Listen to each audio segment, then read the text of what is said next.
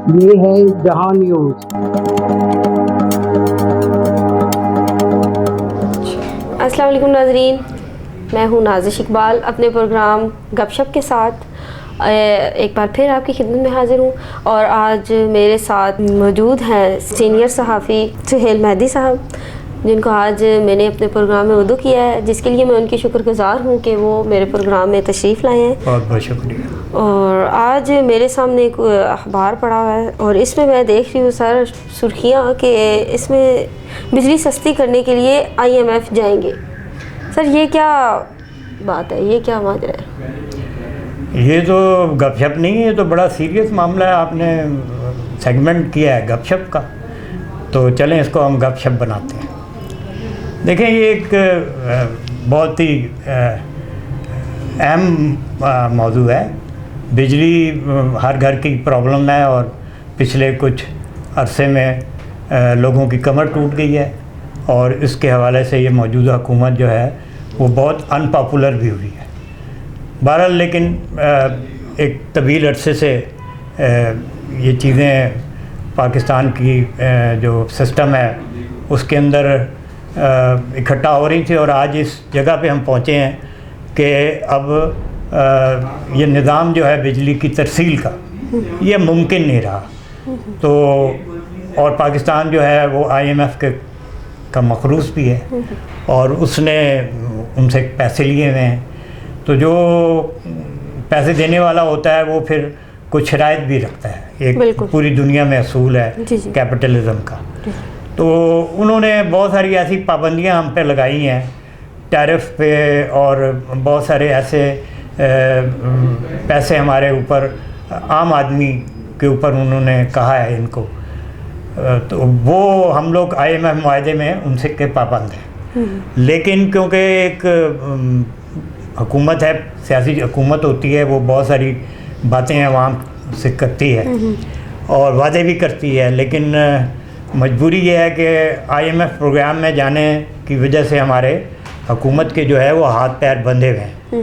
تو یہ اسی کا ایک تضاد ہے جو اس وقت آپ کے سامنے جنگ اخبار کی جو یہ سرخی ہے اس کے اندر یہ لکھا ہوا ہے، اور جس پہ آپ کنفیوز ہو رہی ہیں کہ ایک طرف تو حکومت کہہ رہی ہے کہ ہم بجلی سستی کریں گے، اور پھر وہ ساتھ میں ایک وجہ بھی بیان کر رہی ہے، یہ بھی کہہ رہے ہیں کہ ہم IMF کے پاس بھی جائیں گے۔ ہاں، تو یہ ایک عجیب سی بات تو نظر آتی ہے۔ جی، تو اس کو پھر گپ شپ ہی سمجھنا چاہیے۔ ہاں جی، اس کا مطلب یہ ہے کہ کوئی بجلی سستی نہیں ہو رہی ہے، اور نہ یہ لوگ اس قابل ہیں کہ بجلی کو سستی کر پائیں۔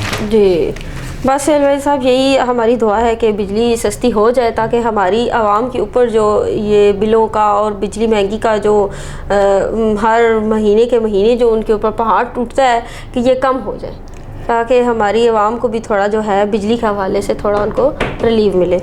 ہاں، دعاؤں کی حد تک تو ٹھیک ہے، لیکن دعاؤں سے تو یہ کام نہیں ہوتا، یہ تو پریکٹیکل کام کرنا پڑتا ہے، جس کے لیے پتہ نہیں یہ حکومت جو ہے آیا تیار بھی ہے یا نہیں، یا اس کے اندر یہ خواہش بھی ہے کہ نہیں ہے۔ جی، اس نے تو ابھی آنے والے وقت میں ثابت ہونا ہے۔ جی، اور بتائیں اس کے علاوہ کیا ہے؟ اس کے علاوہ سر میں یہ دیکھ رہی ہوں کہ عمران خان کے خلاف کیسز کا فیصلہ پاکستانی عدالتوں کو کرنا ہے، امریکی محکمہ خارجہ یہ کہہ رہے ہیں،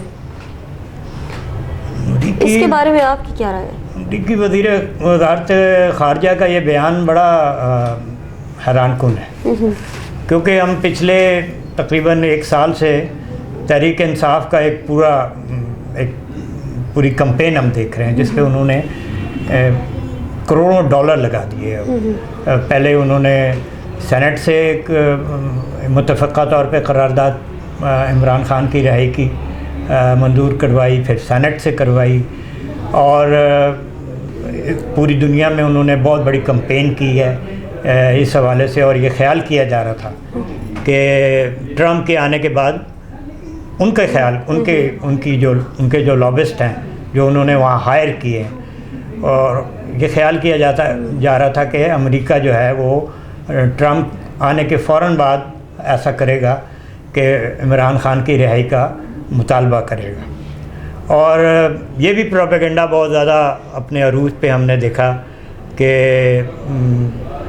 یہ خیال کیا جا رہا تھا کہ یہ حکومت بہت دباؤ میں ہے، لیکن اس وزارت خارجہ کے اس بیان نے تو تحریک انصاف کے اس پورے پروپیگنڈے کو ڈبو دیا کہ آیا کوئی امریکن اس بات میں دلچسپی رکھتے ہیں کہ عمران خان کو ہر حالت میں انہوں نے رہا کرانا ہے۔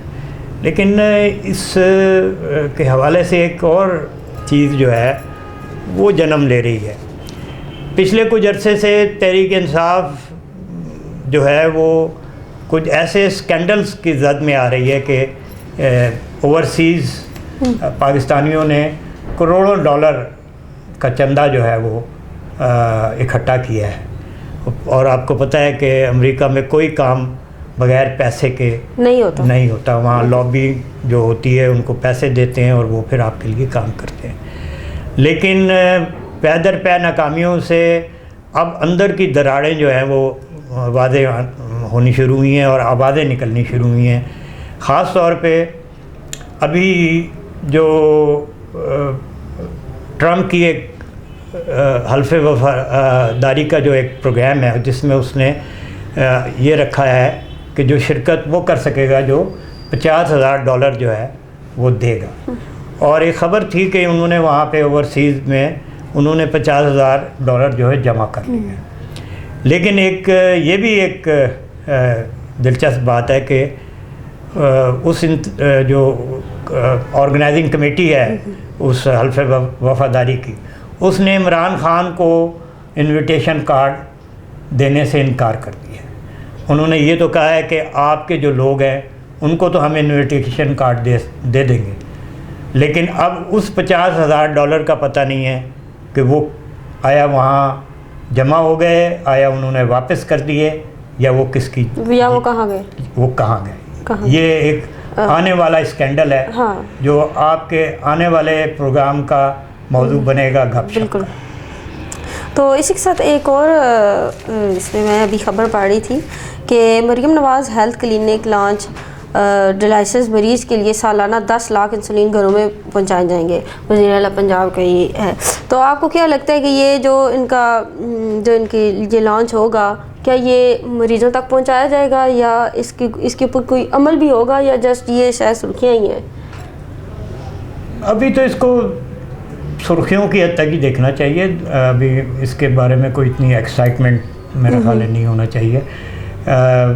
یہ درست ہے کہ مریم جو ہے پے در پے ایک پروجیکٹ اناؤنس بھی کر رہی ہے اور مریم نواز نے اس کو امپلیمنٹ بھی کیا ہے، لیکن مسئلہ جو ہے کن لوگوں کے ذریعے کرے گی؟ یہ وہ صحت کا فرسودہ، اینٹی عوام، تھکا ہوا، کرپٹ نظام ہے۔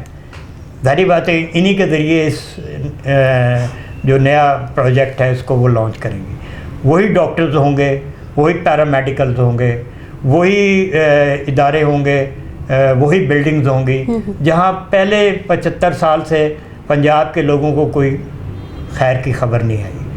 تو ہمیں دیکھنا پڑے گا کہ آیا مریم نواز اس میں اپنے اس آئیڈیا میں، اس پروجیکٹ کو کامیاب کرنے میں کتنا کامیاب ہوتی ہیں۔ ہاں یہ بات ضرور ہے کہ کوئی بھی پروجیکٹ 100% نہیں ہوتا، لیکن اگر اس کا کوئی پرسنٹیج 50% بھی اگر یہ ہوتا ہے تو یہ بہت بہترین ہوگا عام آدمی کے لیے، بالکل یہ کافی جو ہے نا بہتر ثابت ہوگا، ہو سکتا ہے۔